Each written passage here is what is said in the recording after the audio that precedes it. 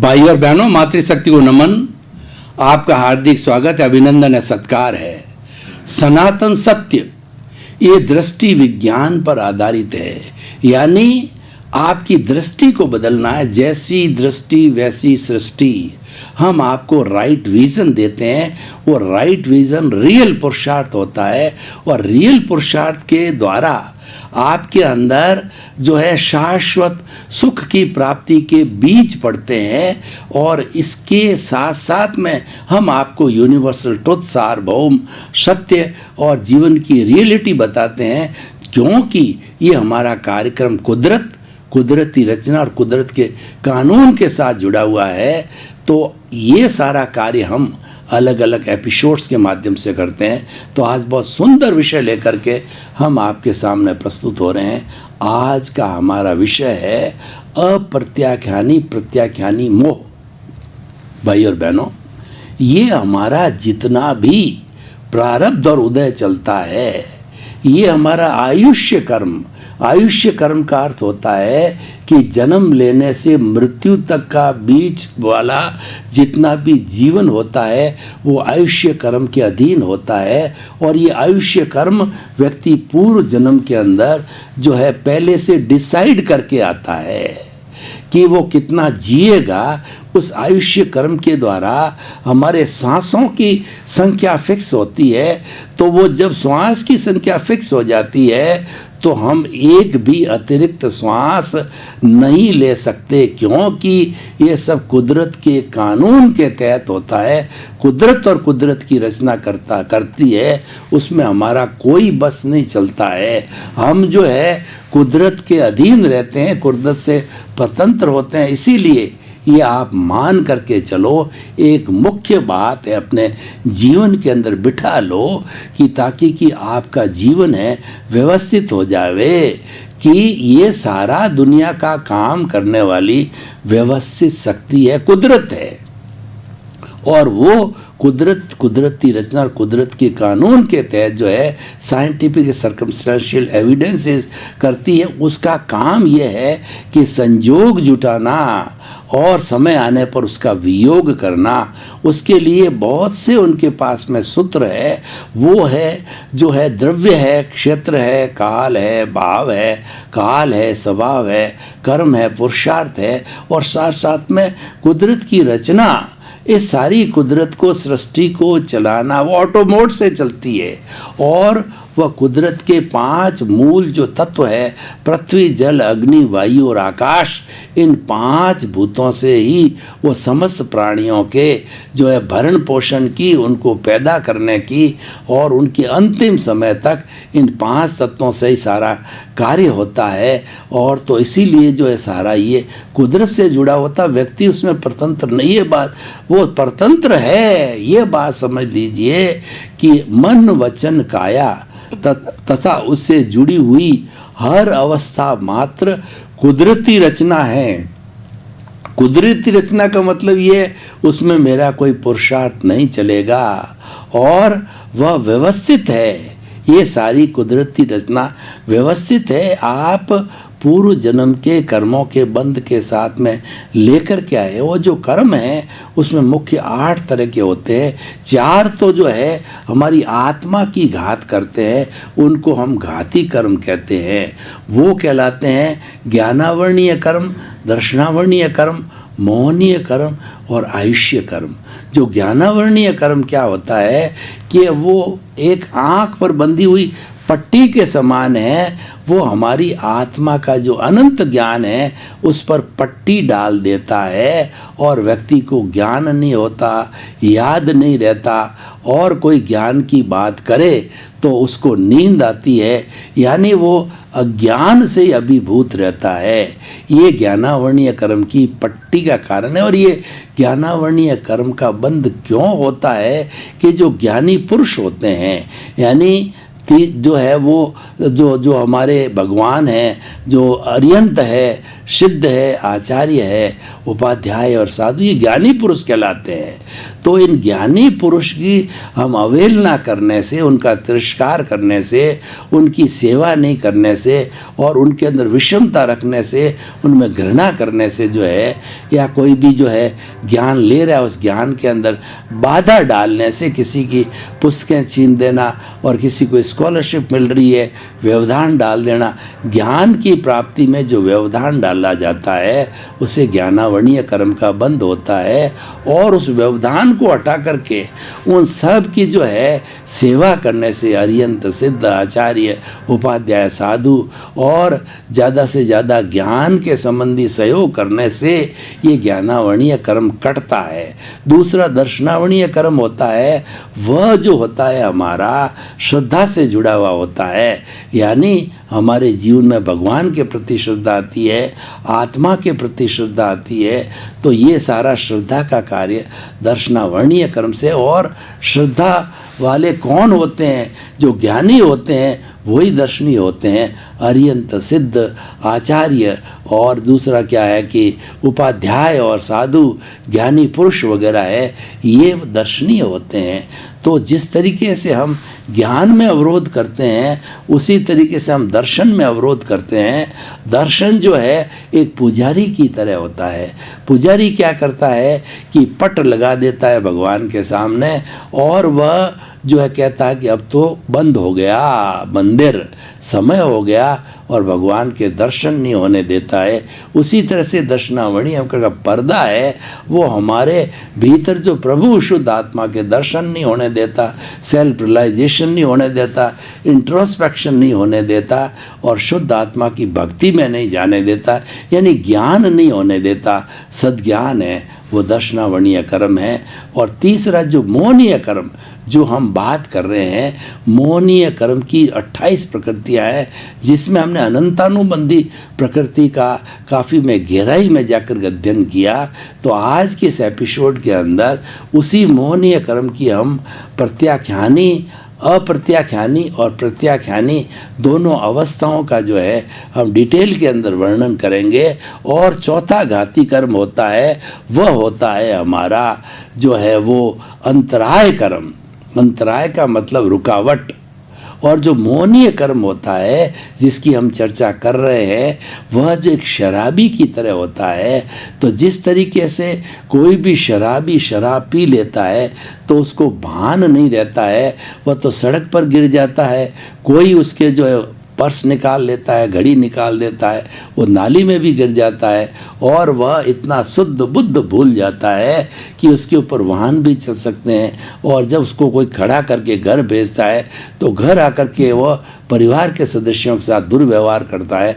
उसको ध्यान ही नहीं रहता है मैं जिससे बात कर रहा हूँ मेरी बेटी है या बहन है, पत्नी है, माता है या दादी है या नानी है, वो बेभान सा होता रहता है और हर एक से उल्टी सीधी लड़ाई झगड़े करता रहता है। तो ये मोहनीय कर्म जो है सारा संसार के अंदर मोह पैदा करने वाला है। जो हम आई और माई की बात करते हैं, माई का जो जनक है वो सारा मोहनीय कर्म है। मेरा घर, मेरा परिवार, मेरी धन, मेरी दौलत, मेरा ऐश्वर्य, मेरा पद, मेरी प्रतिष्ठा, मैं जो है वो ये मकान मैंने बनाया और इस बच्चों को पालन पोषण मैंने किया, तो वो अपना को ही कर्ता मानता है। और वही जो है वो मोह के कारण होता है, अपने को कर्ता भाव मानना, ये सारा मोहनीय कर्म के कारण होता है। और मोहनीय कर्म जब सबसे ज़्यादा डोमिनेट हो जाता है तो व्यक्ति जो है जीवात्मा मूड बना रहता है। तो जब हल्का पड़ता है तो उसके बाद में अंतरात्मा होता है, उसको सद्ज्ञान मिलता है गुरु के द्वारा या जो ज्ञानी पुरुष के द्वारा, तब मोहनीय कर्म जो है अनंतानुबंधी हट जाता है। और अब देखिए, अब हम उस मोहनीय कर्म की बात कर रहे हैं, उसके अंदर जो है अप्रत्याख्यानी और प्रत्याख्यानी, यानी जो हमारे गुणस्थान हैं, जो पहला गुणस्थान होता है वह जो है पूरा दर्शन मोहनीय का गुण, मिथ्या दृष्टि गुणस्थान होता है। व्यक्ति के अंदर उल्टी समझ होती है सारी, उसको कहते हैं वो पहले को मिथ्यात्व गुणस्थान। और दूसरा होता है वह गुण स्थान 6 वालिका की होता है, यानी 11वें गुण स्थान से कोई भी अगर जीव गिरता है तो वह टच होता है दूसरे गुण स्थान पर, यानी उसको जो है वो स्वाद जो है उपशांत मोह का होता है, वो ठेठ आकर के, क्योंकि पूरा क्षय नहीं किया होता है, उपशांत होता है, वो भड़क जाता तो नीचे गिर जाता है। और तीसरे गुण स्थान वाला मिश्र गुण स्थान होता है, तो मिश्र गुण स्थान वाला जो है वह समझ नहीं पाता है कि आत्मा है या नहीं है, उसको जो है दुविधा रहती है, अज्ञानी टाइप ही होता है। और जो चौथा होता है वो अप्रत्याख्यानी होता है, जिसमें देवता लोग वगैरह होते हैं। देवता जो लोग होते हैं वो प्रत्याख्यान नहीं कर सकते, इसका मतलब ये है कि वो सीधी आत्मा की अनुभूति नहीं कर सकते।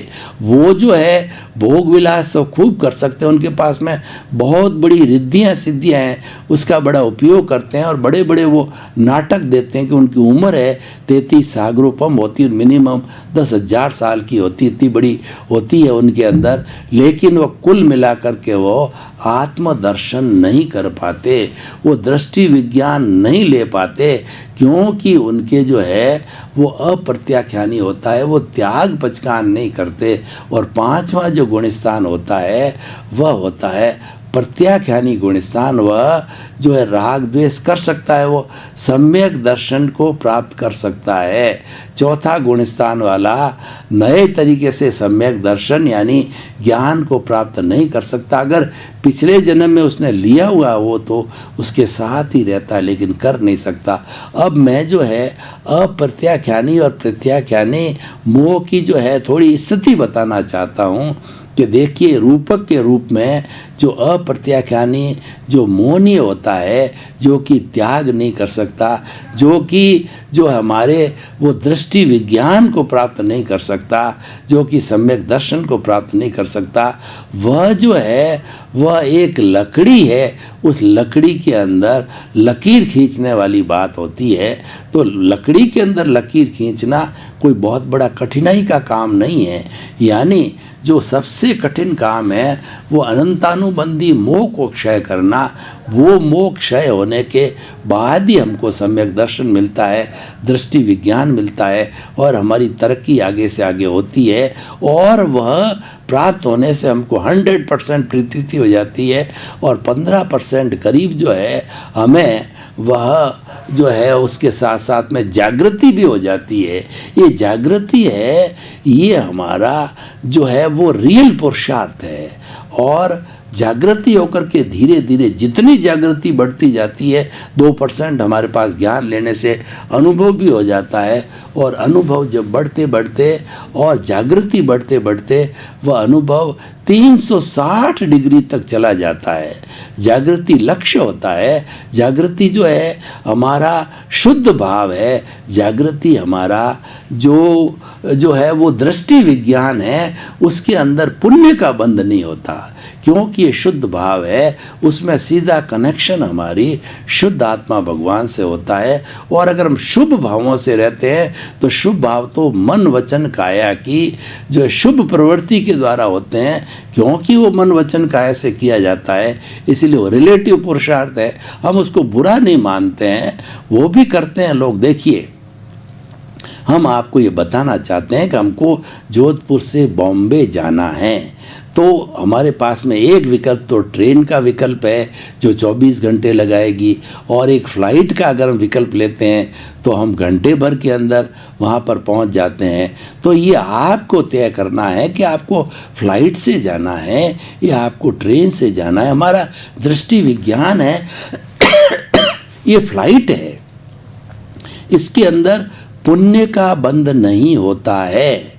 और जो हमारा ये शुद्ध भाव है, जो मेन डिफरेंस है, ये शुद्ध भाव है। और दूसरा, जैसा मैंने बताया कि हम ट्रेन से जाते हैं, ये शुभ भाव है, जो कि मन वचन काया तथा उससे जुड़ी हुई हर अवस्था मात्र कुदरती रचना है, जिसका कोई बाप भी रचने वाला नहीं है और वो व्यवस्थित है। यानी मन वचन काया की शुभ प्रवृत्ति करना अच्छा है।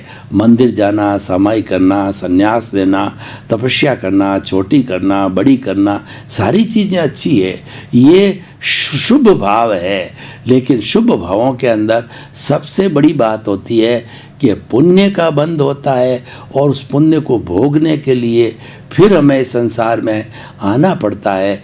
यानी कि हमें या तो देव गति के अंदर या मनुष्य गति के अंदर फिर भटकना पड़ता है। लेकिन अगर हम शुद्ध भावों के अंदर रहते हैं, हम आत्मविज्ञान में रहते हैं, हम दृष्टि विज्ञान में रहते हैं, हम सनातन सत्य को प्राप्त कर लेते हैं, तो फिर हमारे पुण्य का बंध नहीं होगा और हम धीरे धीरे, क्योंकि हमको ज्ञान मिल गया है और पुण्य का बंध नहीं है, तो हम 5 आज्ञा के द्वारा जो है और संवर करते करते, संभाव को रखते रखते, क्योंकि प्रज्ञा जागृत हो जाती है, प्रज्ञा मोक्ष की प्रतिनिधि है, वो हमें मोक्ष में ले जाती है और बुद्धि जो है शिथिल पड़ जाती है।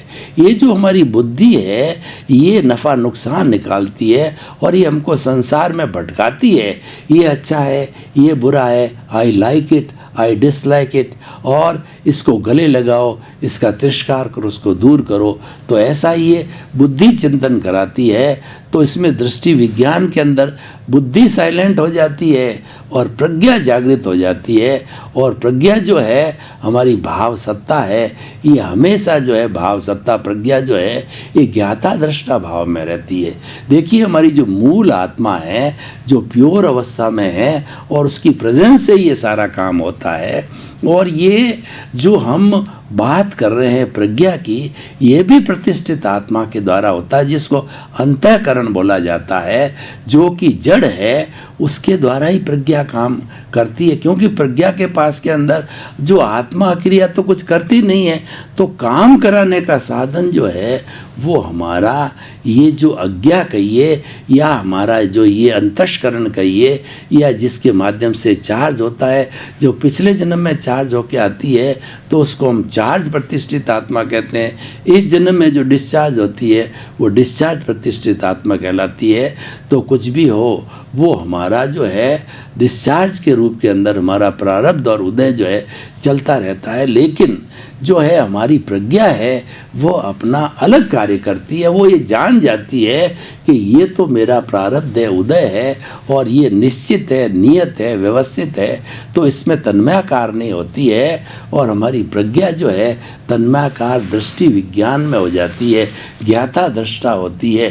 ज्ञाता दृष्टा मतलब कि जिस प्राणी के जैसे मेरे शरीर में वो निवास कर रही है, तो वो देखती है कि सोहन राजपुतले के मन वचन काया जो है वह क्या क्रिया कर रहे हैं, उनको जानना और देखना। जो भगवान महावीर ने 12.5 वर्ष की जो है वो एज ए जो है वो भिक्षु के रूप में, साधु के रूप के अंदर जो चर्या की थी, वो केवल ज्ञान प्राप्त होने के पहले वो ज्ञाता दृष्टा की क्रिया थी। और वो जो है इस शरीर के मन वचन काया के ज्ञाता दृष्टा बने रहे। तो भाई और बहनों, ये जो हमारा जो अप्रत्याख्यानी मोह है वो हल्का है, क्योंकि अनंतानुबंधी बहुत कठोर है, वह समाप्त हो जाता है। और ये हल्का कैसे है कि जैसे कि जो है हम एक लकड़ी के अंदर लकीर खींचते हैं, थोड़े से परिश्रम से खींच जाती है, और जो दूसरा जो है वो प्रत्याख्यानी है, वह जो है वो बालू रेत के ऊपर जो है वो लकीर खींचने के समान है। फिर हवा चली तो लकीर मिट जाती है। यानी वह मोह जो है गहरा नहीं है, अनंतानुबंधी बहुत गहरा मोह है। लेकिन हमारा प्रत्याख्यानी और प्रत्याख्यानी ये गहरा नहीं है, लेकिन उसकी प्रकृति तो है ही है। तो हमने ये शुद्धिकरण के द्वारा प्राप्त होता है। और ये दो भी जो है हम जो है आलोचना प्रतिक्रमण प्रत्याख्यान के द्वारा इसको शुद्ध करते हैं। यानी ये भी एक डिस्चार्ज का रूप बन जाता है। जो कुछ भी हमारा डिस्चार्ज चलता है उसके साथ ये भी विसर्जित होता जाता है। ये कर्म बंधन का कारण नहीं होता है, क्यों? दर्शन मोहनी है, कर्म बंधन का कारण होता है। और कर्म बंधन के कारण को ही हम चार्ज कहते हैं, बाकी का सारा डिस्चार्ज होता है। मन वचन काया की जितनी भी हमारी प्रवृत्ति, वो सारा डिस्चार्ज है, वो उदय और प्रारब्ध के अधीन है, वो कुदरत के अधीन है। तो उसको हम रिलेटिव पुरुषार्थ, कोई कहता है तो हम जीवन में क्या करें, तो वो रिलेटिव पुरुषार्थ कहलाता है। रिलेटिव पुरुषार्थ का मतलब होता है कि व्यक्ति जो है वो करने वाला होता है। ये काम व्यक्ति ने किया, उसमें रिलेटिव पुरुषार्थ में कर्ता भाव आ जाता है, क्योंकि वह जब रिलेटिव पुरुषार्थ की बात करता है कि ये मकान मैंने बनाया, साधुपन मैंने लिया, तपस्या मैंने की, नवकार मंत्र मैंने गिना, और जो है उसके बाद के अंदर माला मैंने फेरी, चांटिंग मैंने किया, जप मैंने किया, तो वो जो है इसमें कर्ता भाव साथ में आ जाता है। इसीलिए ये रिलेटिव पुरुषार्थ की श्रेणी में जाता है। इसके अंदर हमारी मुख्य बात होता है बाई प्रोडक्ट के रूप के अंदर जो हमारे पुण्य का बंध होता है, लेकिन प्रज्ञा के साथ जुड़ने पर पुण्य का बंध नहीं होता है। अनंतानुमंदी जब चला जाता है तो उसके बाद के अंदर प्रज्ञा जागृत होते ही हमारे नए कर्मों का बंध नहीं होता। और ये जो दो कर्म बंधने के छोटे से कारण जिसकी हम बात कर रहे हैं, अप्रत्याख्यानी प्रत्याख्यानी, वो इतने डाइल्यूट होते हैं कि वो डिस्चार्ज की तरह है। ये कर्ता बनाने वाले कर्म नहीं है, इसके माध्यम से करते नहीं बन सकते, कर्म बंधन का कारण नहीं होता। ये तो मात्र उसकी विवेचना के लिए दो बताई जा रही है। तो भाई और बहनों, हमें बात समझने की है कि ये बहुत डाइल्यूट है, तो इसके लिए कोई खास विशेष जो है परिश्रम की आवश्यकता नहीं। हमें परिश्रम कौन सा करना है? हमें परिश्रम ये करना है कि 5 आज्ञा का निरंतर पालन करते रहो। जो अक्रम विज्ञानी दादा भगवान कहते हैं, अगर 70% 5 आज्ञा का पालन पूरे लक्ष्य और जागृति से किया जाता है तो वह व्यक्ति एक ही भाव में मुक्ति को प्राप्त हो सकता है। यानी अगले जन्म के अंदर ऐसा व्यक्ति जो 70% तक जो है वो जागृति रख लेता है, यानी वो 300 से ऊपर जो डिग्री तक चला जाता है, 320, 30, 40 डिग्री तक चला जाता है, तो वो जो है वो दृष्टि विज्ञान में रहता है। उसके नए पुण्य का बंध नहीं होता है, नए कर्म का बंध नहीं होता है, और जो बर्फ़ की सीला की तरह जो डिस्चार्ज है वो पिघलता रहता है। और उसके जो भाव है, नए डिस्चार्ज के भाव, नए चार्ज के भाव नहीं होते हैं, क्योंकि अकर्ता भाव हो जाता है। और इस स्थिति के अंदर वो no doership, no ownership, no blame, no claim की स्थिति में चला जाता है। यानी जो कर्म बंधन के समस्त कारण समाप्त हो जाते हैं तो व्यक्ति फिर धीरे धीरे जो है वो मुक्ति की ओर प्रयाण और शुद्ध भाव डालता है कि मुझे अगला जन्म सिमंदर स्वामी के चरणों में, और बार बार ये शुद्ध भाव की प्रार्थना करता है। और जो शासन देवी देवता है, पांचालु गुली देवी, हे चंद्रायण यक्ष देव, हे शासन देवी देवताओं, मुझे सिमंदर स्वामी के चरणों में जाने में कोई विघ्न न आए, विघ्न आवे और आ जाए, उसको आप दूर करो। हर वक्त मन के अंदर ये भावना रखता है कि मैं जल्दी से जल्दी जो है सिमंदर स्वामी के चरणों में प्रस्थित हूँ। क्यों? कि हमारे यहाँ पर मुक्ति बंद है। देखिए, ये सारी मुक्ति की बात है, मनुष्य से जुड़ी होती है। मुक्ति मनुष्य भव वाला ही होता है, मुक्ति की नींव लगाने वाला ही मनुष्य जन्म है। अगला मनुष्य जन्म हमको मिले या ना मिले, इस बात की क्या गारंटी है? तो अगर हमें सिमंदर स्वामी के चरणों में जन्म लेने के लिए हम करते हैं पिपाशा, आप जो उसमें गहरी जो है रुचि पैदा कर दीजिए, तो और शुद्ध भावों को डालते रहिए। तो ज्यों आप डालते रहेंगे तो वो परिणति होकर के अगले जन्म के अंदर आपको सिमंदर स्वामी के चरणों में भी जन्म हो सकता, और वहाँ पर 2-4 भाव भगवान के सिमंदर स्वामी तीर्थंकर है, और वर्तमान में महाविद्या क्षेत्र में और हमारे भरत क्षेत्र की जो है देख रेख करते हैं। उनके दर्शन मात्र से जो है व्यक्ति को केवल ज्ञान हो जाता है, और वो केवल भाई और बहनों, आपका बहुत बहुत धन्यवाद। आप हमारा सनातन सत्य कार्यक्रम बराबर देख रहे हो। आप सनातन सत्य कार्यक्रम की आत्मा हो। हमको फीडबैक मिल रहा है कि आपको आनंद आ रहा है। और जब श्रोता और वक्ता के बीच में तारतम्य तादात्म्य होता है तो निश्चित तौर से आनंद की अनुभूति होती है। और ये तो हमारा सनातन सत्य कार्यक्रम प्योर सत्संग का है। ये दृष्टि विज्ञान है जिसका उद्देश्य यही है कि आपको सम्यक दर्शन देना। क्यों देना? कि धीरे धीरे आपके अंदर परमानेंट सुख की नींव लगाना। इसी क्रम में आपका जीवन आनंदमय हो, मंगलमय हो। आपके प्रति बहुत बहुत शुभ।